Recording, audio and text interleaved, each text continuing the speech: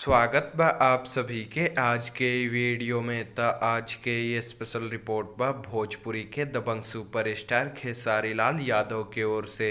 दबंग सुपरस्टार खेसारी लाल यादव के आप लोग के बीच में बहुत ही शानदार और ज़बरदस्त वीडियो गाना आवे वाला बा, जौना गाना के नाम बा भतार रोएला।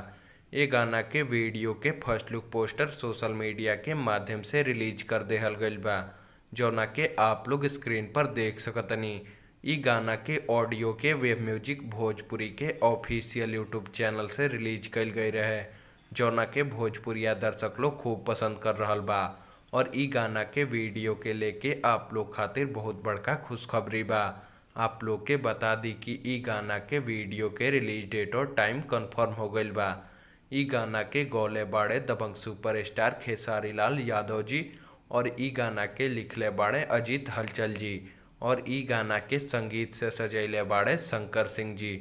आप लोग के बता दी कि ई गाना के वीडियो के काल यानी 28 सितंबर सुबह 5:45 पर वेब म्यूजिक भोजपुरी के ऑफिशियल यूट्यूब चैनल से रिलीज कर देहल जाई, जौना के आप लोग जाके देख सकेम।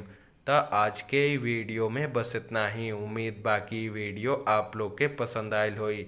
वीडियो पसंद आयल तो वीडियो के लाइक कर दी, शेयर कर दी, कमेंट करी और चैनल पर नया बानी तो भोजपुरी सिनेमा से जुड़ल सभी खबर सबसे पहले और बिल्कुल फ्री में देखे खातिर हमनी के चैनल के सब्सक्राइब कर ली और घंटी के बटन के दबा के नोटिफिकेशन के ऑल कर दी, ताकि हमार सभी लेटेस्ट वीडियो के नोटिफिकेशन आप तक सबसे पहले पहुँचे।